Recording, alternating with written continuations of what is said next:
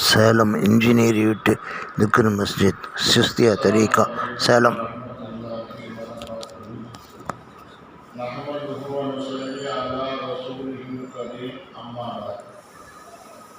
قال الله تعالى في القرآن العظيم والفرقان المجيد أعوذ بالله من الشيطان الرجيم بسم الله الرحمن الرحيم إنك لعلى خلق عظيم صدق الله العظيم. அனைத்து புகழும் அல்லாஹ் ஒருவனுக்கே உண்டாவதாக. ஸலாத்தும் ஸலாமும் இருலோகத்தின் தலைவர் சய்யிதுல் அன்பியா ஹஜ்ரத் ரசூலுல்லாஹி ஸல்லல்லாஹு அலைஹி வஸல்லம் அவர்கள் மீதும் அவர்களின் தூய்மையான குடும்பத்தினர்கள், சத்திய சஹாபாக்கள், தாபீன்கள், தபா தாபீன்கள், முஹத்திஸீன்கள், ஃபஸீஹீன்கள், முஜ்தஹீதீன்கள், இமாம்கள், ஷேகுமார்கள், உலமாக்கள், முன்னோர்கள், நல்லவர்கள் பூரா உம்மத்தின் மீதும் என்றென்றும் நிறைவாக உண்டாவதாக. ஆமீன். கண்ணியத்திற்குரிய பெரியோர்களே, சகோதரர்களே, தாய்மார்களே, இந்த மாதம் ரபீஉல் அவ்வல் மாதம், ஸல்லல்லாஹு அலைஹி வஸல்லம் பிறந்த மாதம். அதனால ஸல்லல்லாஹு அலைஹி வஸல்லுடைய மாண்புகளை பற்றி தான் இந்த வாரம் பேசணும். ஸல்லல்லாஹு அலைஹி வஸல்லம் பார்த்து அல்லாஹ் சொல்றான், இன்னக லஅலா குலுகின் அதீம். நபியே நாயகமே, நீங்கள் மகத்தான உயர்ந்த குணத்திலே இருக்கின்றீர்கள் என்று அல்லாஹ் ஸல்லல்லாஹு அலைஹி வஸல்லம் அவர்களை போடுகிறான். அல்லாஹ் அவற்றை பார்த்து புகழுகின்றான் என்று சொன்னால் அவரிடத்தில் அந்த குணங்கள் இருக்கிறது என்பதால் அர்த்தம். எத்தனையோ அடியார்கள் செய்த பாவங்களை அல்லாஹ் மன்னித்து அவர் மீது கிருபை செய்தான். இதுதான் உயர்ந்த குணத்தில் செய்தது. ஆனால் மார்க்க ரீதியாக பார்க்கும் பொழுது குணத்தை 3 வகையாக பிரிக்கிறார். அதில் முதல் வகையை சேர்ந்தது தான் ஷரியத்துடைய சட்டம். என்ன முதல் வகை அப்படின்னாக்கா அழகிய குணம். இந்த அழகிய குணம் என்பது யார் நமக்கு எப்படி செய்கிறாரோ அதை போன்று நாம் செய்வதற்கிறத அழகிய குணம்.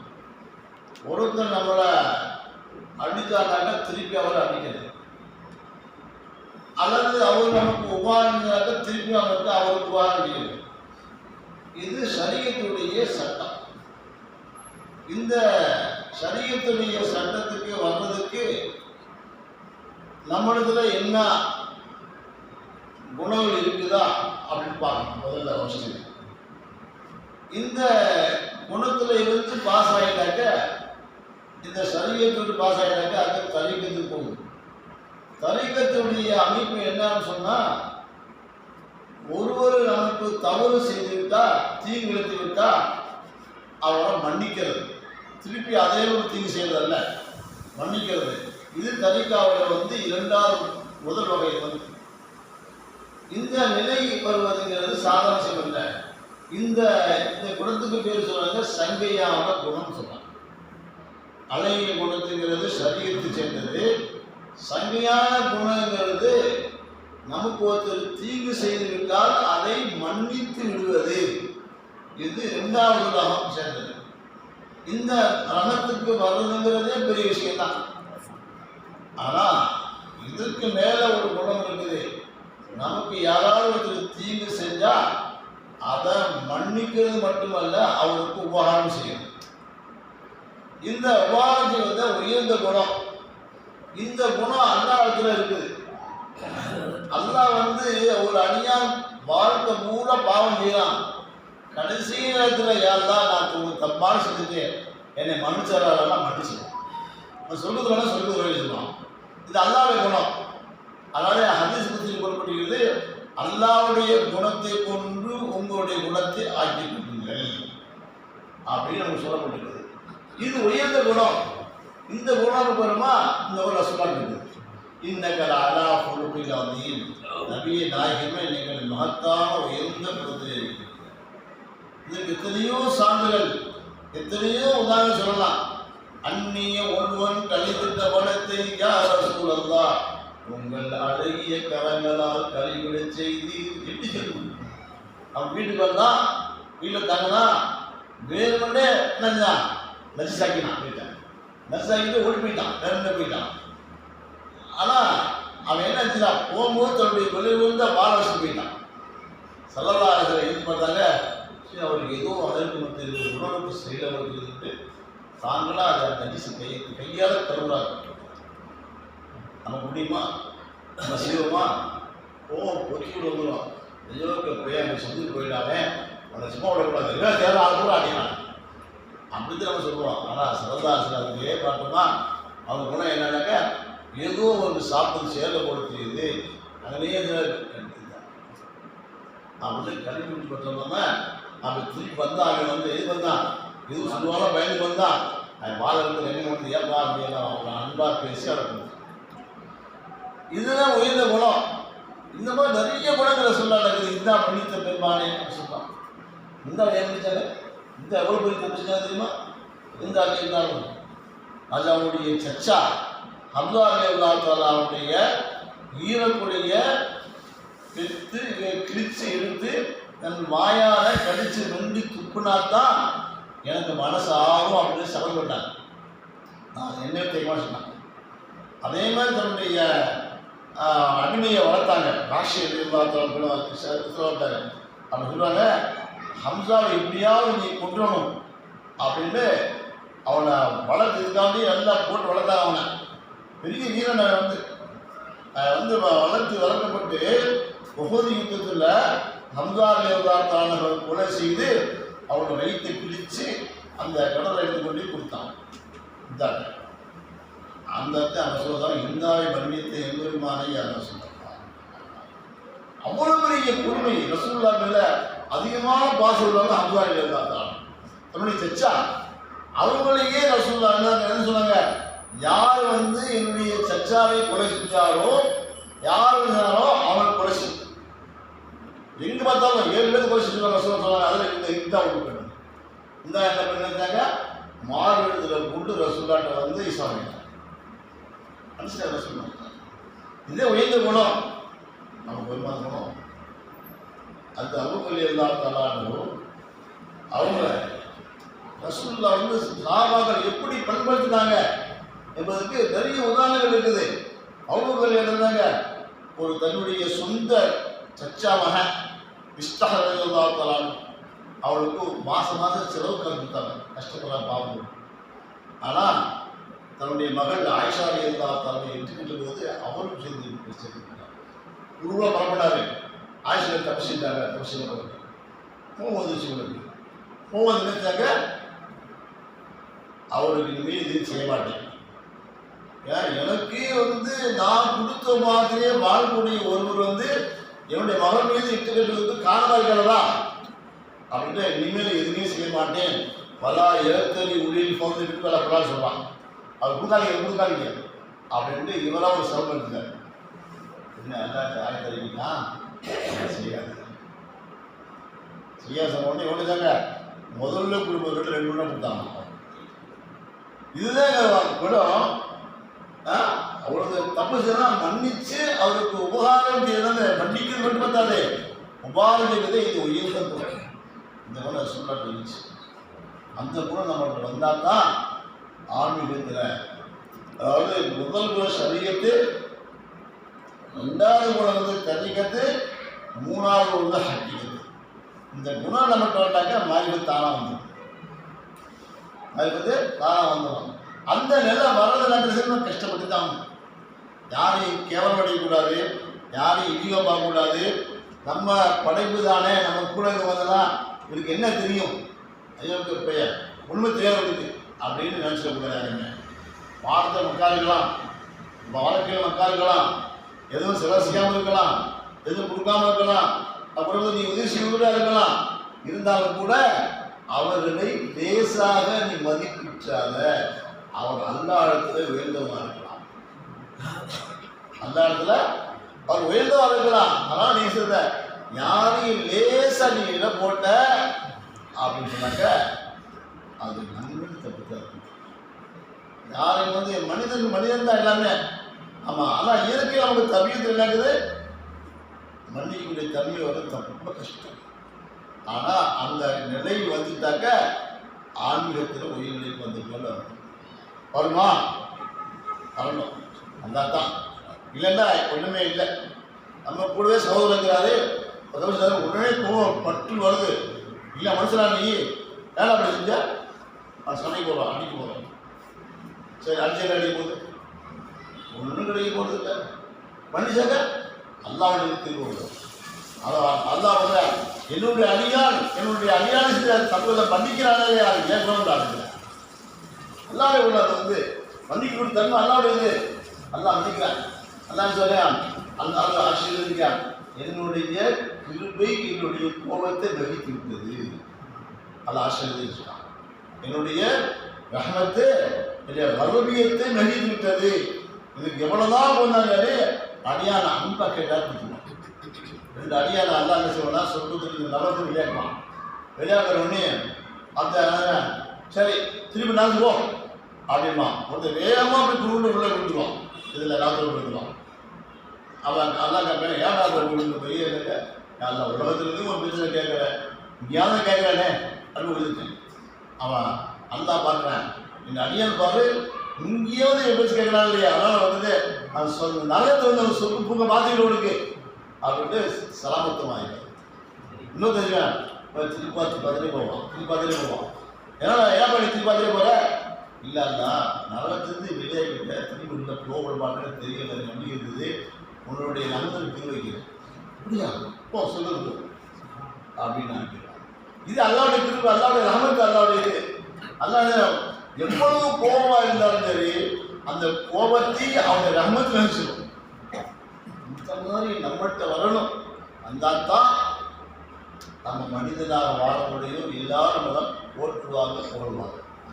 என்னதான் நமக்கு அடுத்த துரோகம் பண்ணாங்கன்னா அவங்களுக்கு சில பேர் என்ன நண்பதே செய்யணும். என்ன சொன்னாங்க, அதாவது ஒருத்தருக்கு வந்து ஒரு தீங்கு செய்வதற்கு அவர் செஞ்சனாக்க நன்மை செய்வதற்கு ஒன்று அவரை மாற்றி இது அவசரம் எது நல்லதாக கூட மாற்ற வர. ஆமாம் அங்கே செய்ய நீ தீங்கு செய்யாத, இருட்டாக்குது அந்த இருட்டே போகாது. அது என்ன செய்யல விளக்கு போத்துட்டே அது இருட்டு போகும். அது விளக்குங்கிறது நல்ல காரியம், நல்ல காரியம் செஞ்சால் போயிடும். ஆனால் அது நேர் மாற்ற மாட்டீங்கன்னா கோபம் இருக்கிற தலைக்கு மேலே குறுக்குன்னு ஏற்றிடும். ஏன் என்ன செய்யலாம், அவனோட முண்டு இல்லாத பண்ணியெல்லாம் நினைக்கிறான். ஆனால் அவள் என்ன கிடைக்குது, இஷ்டத்துக்கு தான் கோபத்தினால ஒன்று கிடைக்கல. புறாவலியா அவ்வளவு வளர்ந்து இன்னொன்று வாசம் அதான் பார்த்துக்கணும். கோபத்துக்கு ஆரம்பம் என்னங்க பைத்தியம், அது கடைசி கைசி அழகு பித்தாவில் அழகாக கொடுக்குறாங்க. கோபத்தினுடைய ஆரம்பம் பைத்தியம் முடிஞ்சாங்க. என்ன செய்யறது தெரியாது. அவனை அடிக்கணும், அவனை போட்டு நோக்கோடு இருக்குது. ஏன் அவன் தப்பு செஞ்சாங்க அது அடிக்கணும் இருக்குது. ஆனால் அதை கடைசியிலக்க ஏன்டா அடித்தான் அடுத்த என்ன கிடைக்கும் போது சொல்லுங்க தான் கடைசி ஒன்றும் கிடைக்க போது இல்லை. அவனை போ அடித்ததுனால அவன் பலகீனமாக இருக்கிறவே அவனை பலகீனமாக அடிச்சு நிலை செய்ய ஒன்றும் கிடைக்க போது இல்லை. நீ மன்னிச்சு விட்டு அல்லா பார்க்குறேன். நடியான் அவனுக்கு செஞ்ச அடியான் அநேக செய்த பார்க்க மன்னிச்சுட்டாங்க இல்லையா, நானும் மன்னிக்கக்கூடிய தன்மை உள்ளவன். அதான் மனுஷன் காப்பிடிக்கணும். அப்பா என்ன சொல்லுவாங்க, அதான் ஹிதாயத்தில் கூட திரும்பிடுவான்.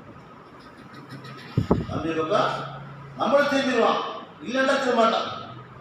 அதனால் நன்மையை செய்யுங்க, நன்மையை நானும் எல்லாத்துலேயும் யாரும் தீங்கு செய்து எண்ணத்தை வச்சிடாதீங்க. அப்படி யாராவது அவனுக்கு தீங்கு செஞ்சால் அவனுக்கு உபகாரம் செய்தால் மாற்றுவாங்க. அவருக்கு உபகாரம் மாற்றுங்க. ஸல்லல்லாஹு அலைஹி வஸல்லம் அப்படித்தான் எல்லாத்தையும் மாற்றுறாங்க. சஹாபாக்கள் அதே குணத்தை உண்டாக்குனாங்க. அவங்களுக்கு இருந்தாலும் ரசூலுல்லாஹ் வந்து சர்வீஸ் செஞ்சாங்க. நீ உன்னுடைய சச்சா மகனுக்கு நீ முதல்ல செஞ்சு கூட அறிமுகம் செஞ்சாங்க. பெரிய மாற்றம் உண்டாயிடுச்சு. இதான் அதே சொல்லுங்க, உனக்கு உன்னுடைய குடும்பத்துக்கு துரோகம் பண்ணலாம். ஆனால் கடுமையான துரோகம் தான், தாங்க முடியாது துரோகம் தான். அந்த விஸ்வரான வந்து அதாவது அவுளுக்குள்ள மகன் மேலே இட்டு கட்டதில்லை முதலியமாக இருந்தார். அதாவது ரொம்ப போய் அதாவது இந்த பெண் வந்து தப்பு செஞ்சா சொல்கிறாங்க. உமர் லேத்தரோட கேட்கப்படுச்சு ஆயிஷா லேத்தர் எப்படின்னு கேட்டாங்க. அதாவது ரசூல்லாவுடைய ரசூல்லாவுடைய உடம்போடு சேர்ந்து எந்த உடம்பும் இல்லாத கெட்டதாக இருக்காது, நல்லதான் தகாரத்துள்ளவங்க. அதனால் அவங்களுக்கு கெட்டவங்களுக்கு நல்லவங்க சொன்னாங்க. இதே வாழ்க்கை எப்படின்னா 1000 பேர் 1000 சொன்னாலும் சரி, நீ அதில் நீ சேர்ந்துடாத, விட்டு கெட்டது சேர்ந்துடாத, நன்மையை செஞ்சது எதில் கை இருக்கிறதோ கையில் பாரு, தப்பு பார்க்காத. ஒரு பெரிய இருந்தாராம், அவளை கேட்படிச்சான், என்ன சொல்றீங்க? எதுவாக இருந்தாலும் அல்லாஹ்வுடைய ரஹ்மத்தை எல்லாமே, எதுவுமே அல்லாஹ்வுடைய அதாம் அல்ல. அப்பா ஒரு உணர்ச்சியாக போட்டு தருவேன். இப்போ என்ன சொல்கிறேன்னு உடனே துவாக்கிறாங்க, யாரெல்லாம் இந்த காற்றில் ரஹ்மத்தை பாரமாக ஆரோக்கிய ரஹ்மத்தை கொடுக்குறாங்க. இது ஒரு ரஹ்மத்தியா? ஏன் காற்று வர்றது எப்படி ரஹ்மத்து? ஹதீஸ் வந்துருக்குது, ஒருத்தருக்கு காய்ச்சல் வந்துட்டாக்க 4 மடங்கு வர்றாங்க. என்ன போல 4 மடங்கு வர்றாங்க. ஒரு மடங்கு வந்து சேர்ந்து அவன் நன்மை எடுத்து போயிடுறாரு. நம்ம எடுத்து போய் அல்லாவுடைய அரசியல் உட்காந்தாரு. இன்னொரு தீர்வு போயிடாரு. 3வது அவர் வந்து என்ன செய்யறாங்க, நம்முடைய நாவல ருசி எடுத்து போயிடாரு. 4வது கட்ட நம்முடைய சக்தி எடுத்து போயிடாரு. 4 பேர் அல்லாவுடைய அரசியலை பார்த்துட்டு எப்போ அல்லாஹ் சோன் கொடுக்குறானோ அப்போ முதல்ல வருவது யார் வருவாங்க, அந்த அந்த ருசியை கொடுக்குறாரு அவர் வர்றாரு. அதனால யாரெல்லாம் ருசியை கொடுக்குவா உடனே அந்த கஷ்டமாக இருந்துச்சு, பரவாயில்ல கொடுங்க பரவாயில்ல அப்படின்னு சொல்லுவாங்க. அப்புறம் எல்லாம் சாப்பிட்டு கொஞ்சம் தெம்பு வந்து வச்சுனாக்க சக்தி வந்துடும். இப்போ எல்லாம் பந்தலாம் கேட்பாரு, யாரெல்லாம் சக்தி கொடுவா கொடுத்து சக்தி. 3வது விளக்கு கேட்பாரு, நன்மை கொடுத்துருவா, அதான் கொடுத்துரு, அவர் நன்மை அடைச்சிருக்காரு. 4வது முறை என்ன செய்வாங்க, யாரெல்லாம் இந்த தீமை எப்படி கொடுக்குறது முக்கியமாக இருக்குது. நல்லா சொன்னா அப்படின்னா என்ன செய்ய, தீமையில் நன்மையை வாங்கி கொடு, நன்மையை வாங்கி கொண்டு அவனுக்கு கொடுமா. அது மாதிரி அந்த நேரத்தில் வழக்கு செய்வார், அந்த தீமையினால் நன்மையாக மாற்றி கொடுப்பாரு. அதனால காய்ச்சல் வருவது அல்லாஹ்வுடைய ரஹ்மத்து அப்படின்னு அவர் சொன்னாங்க. அதனால் காய்ச்சல் என்ற ரஹ்மத்துக்கு பகரமாக செகத்தின் ஆரோக்கியத்துடைய ரஹ்மத்து கூடாதான் பார்க்கிறார். உடனே பார்த்தாங்க, உண்மையிலேயே ஒரு பெரிய அல்லாஹ்வுடைய அடைய அல்லாஹ்வுடைய உயர்ந்த ஸ்தானத்தில் உள்ளவர் அப்படின்னு சொன்னாங்க. அந்த மாதிரி நமக்கு கோபத்துலாம் வீட்டுக்கு வச்சு கோபம் தான் மனிதனுக்கு பதில் அது ஒற்றுமையை குறைக்கிறது. நான் யார் தெரியல, நான் எப்படி தெரியல அப்படிங்கிறத அகமாக வந்துட்டாங்க, நான் இங்கே திமிர் வந்துட்டாங்க, அங்கே ஒற்றுமை கிடைக்காது. ஏதாவது அல்ஹம்துலில்லாஹ் அழியில்லா தரா மாதிரி அழிவு செல்வம் யாரும் முடியாது.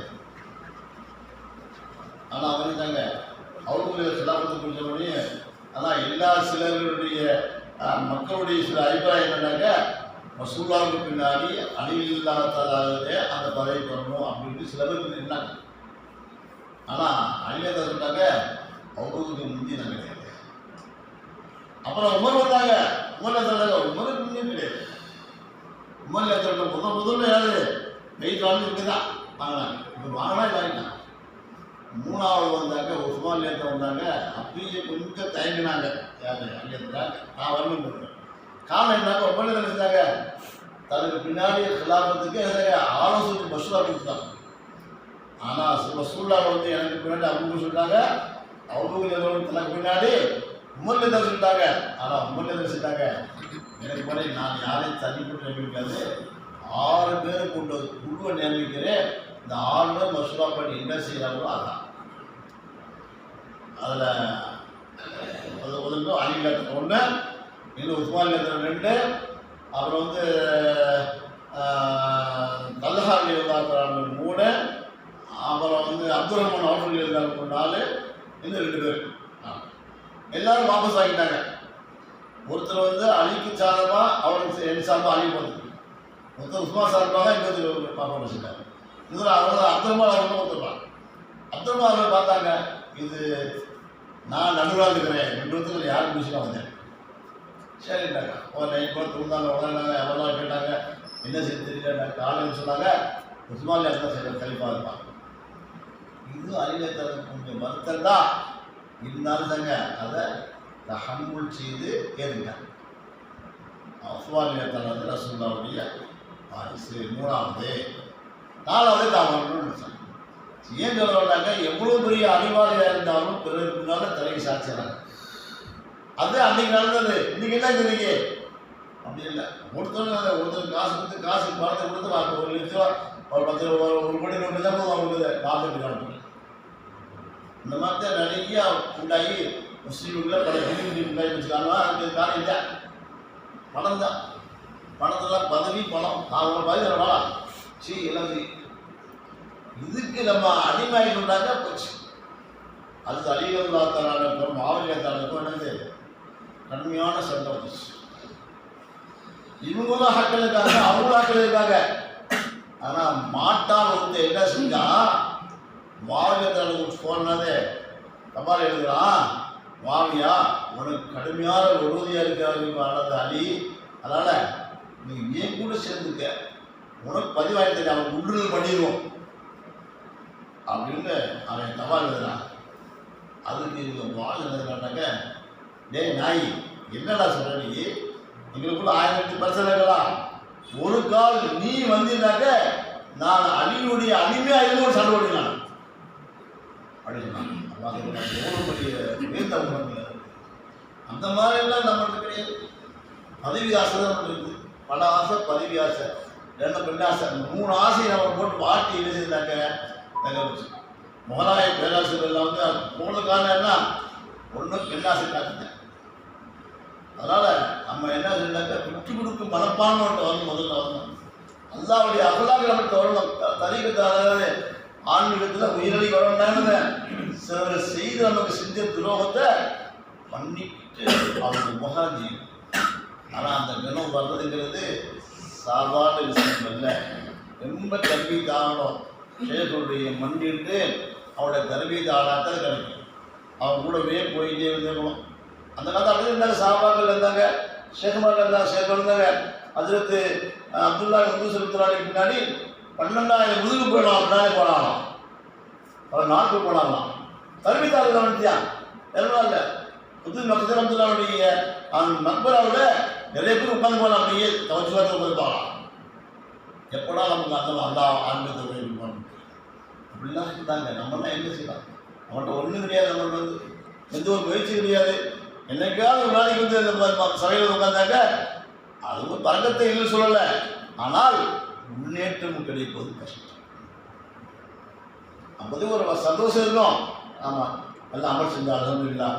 இன்னைக்கு சபைக்கு போனோம், சபையில் போனால் நல்லா கிடைச்ச அப்படின்னு சொல்லுவோம். ஆனால் என்ன செய்வது? முன்னேற்றம் கிடைக்கிறது கஷ்டம். சந்தோஷம் கிடைக்கும். ஒரு குரான் ஓதுனோம், சந்தோஷம் கிடைக்கும். தொழுதோம், சந்தோஷம் வரும். அல்ஹம்துலில்லாஹ் நல்லா தொழுது நல்லா அப்படி சொல்லுவாங்க. அப்படி சொல்லுவோம். அது நம்ம உண்டு. ஆனால் முன்னேற்றம் கிடைக்குமா? முன்னேற்றம் கிடைக்குன்னா என்ன செய்யறாங்க? யாரு கையாவது பிடிச்சு அவங்க மூலமாக முன்னேறி வச்சு அதுக்கு என்ன செய்யணும்? அவங்களுடைய சபையில் உட்காந்துக்கணும், அவங்களுக்கு கண்மத்து செய்யணும், அல்லாஹ் அடைவதற்கு போராடவும் செய்யணும். அந்த போராட்டத்துக்கு முதல் வழி என்ன? பிறர் செய்த பாவங்களை, தமக்கு செஞ்ச தவறுகளை மன்னிப்பது மட்டுமல்ல, அவருக்கு உபகாரம் செய்வது தயாராக. நம்ம ஒருத்தர் இருந்தது ரொம்ப திட்டி போட்டாரு, அப்போல்லாம் நான் பண்ணி செஞ்ச அவருக்கு ஒரு டீ வாங்கி கொடுக்குறீங்க செய்ய மாட்டோம். நம்ம செய்கிறோமா? அயோக்கிய பையன் நம்ம வந்து இப்படி செஞ்சா வந்து அவன் டீ வாங்கி சொல்கிறான், நான் சொல்லி அப்படின்னு சொன்னால் போச்சு. நீங்கள் டீ வாங்கி கொண்டு ஒரு டீ செய்யக்கூடிய வேலையை வேறு எதுவும் செய்யாது. அவ்வளோ பெரிய மாற்றம் தான். அது இன்சானும் அப்துல் ஹசான் மனிதன் உபகாரத்துக்கு அடிமை தான். நீங்கள் இவ்வளோதான் ஒரு துரோகம் பண்ணாலும் சரி, நான் பார்த்துட்டு வாங்கிக்கலாம் அவர் துரோகம் பண்ணி நீங்கள் நல்லா கேட்குறாரு அப்படின்னு சொல்லிவிட்டு சரி வாங்க சாப்பிடுவாங்க. சாப்பிடுவாங்க. நான் அவனுக்கு துரோகம் பண்ண எப்படி சொல்லுவார்? பாப்பா அதை நம்ம மனசு பாப்பா அப்படியா? நாளைக்கு அவரே ஒரு தோசை ஆயிடுவார். எந்த மனிதன் நமக்கு வந்து விரோதியாக செயல்பட்டாலோ அவருக்கு நம்ம உபாரத்தை சொன்னாங்க அவனுக்கு தோசை ஆயிடுவார். நேற்றை விட இன்னைக்கு நிறைய உபகாரம் நம்ம கிடைக்காது. அப்படித்தான் அவருடைய பெரியார்கள்லாம் வாழ்ந்துருக்காங்க. பெரிய பெரிய மாசாவை நடத்தக்கூடியவங்கலாம் அவங்க இருந்துட்டாங்க. யாரையும் அவங்க பசிக்க மாட்டாங்க. மாசம் வரக்கூடியவங்க யாரும் பசிக்க மாட்டாங்க. அதனால் வந்து நம்மளுக்கு யாராவது துரோகம் பண்ணினால் அவர்களை மன்னிப்பதோடு மட்டுமல்லாமல் அவர்களுக்கு உபாரம் செய்ய வேண்டும். இதுதான் உயர்ந்த குணம். இந்த குணத்தை தான் அல்லாஹ் சொல்லுன்னா இன்னக்கல அலா குலுக்கின் நபி நாயகமே நீங்கள் மகத்தரான குணத்திற்கு அல்லாஹ் போகலாம். அல்லாவே போகக்கூடிய ஒரு மைண்டாக்க நிறைய சொல்லாங்க. சரி போடலாமா, ஒரு ஷேக்கு போடலாமா? பொதுவாக வந்து ஒருத்தர் வந்து புகழந்தாக்க அவருடைய முகத்தில் வந்து என்னது கரிய பூசற மாதிரி ஆகி போச்சு அப்படின்னு அடிச்சுட்டு போடக்கூடாது. ஏன்? எந்த புகழ் மூலமாக நமக்கு பெருமை ஏற்படுமோ அந்த புகழ் கூடாது. ஆனால் ஷெய்குமார்களுக்கு நீ என்னதான் புகழ்ந்தாலும் அந்த மனசில் உங்களுக்கு எதுவுமே பண்ணல. அதான் ஒரு கிதாப் எழுதுறாங்க, ஒரு 1000 ஆபிதுகளை விட ஒரு ஷெய்கை புகழ்வது மிக பெருசு. 1000 ஆபிதுகள் தொழுகையாளியாக இருப்பதை விட ஒரு மனிதர் தன்னுடைய ஷெய்கை முகஸ்துதியாக புகழ்வது அல்லாஹ்வுடைய அருளை பெறக்கூடிய வேலை. அல்லாஹ் அது கிடைக்குமா? போக மாட்டான்.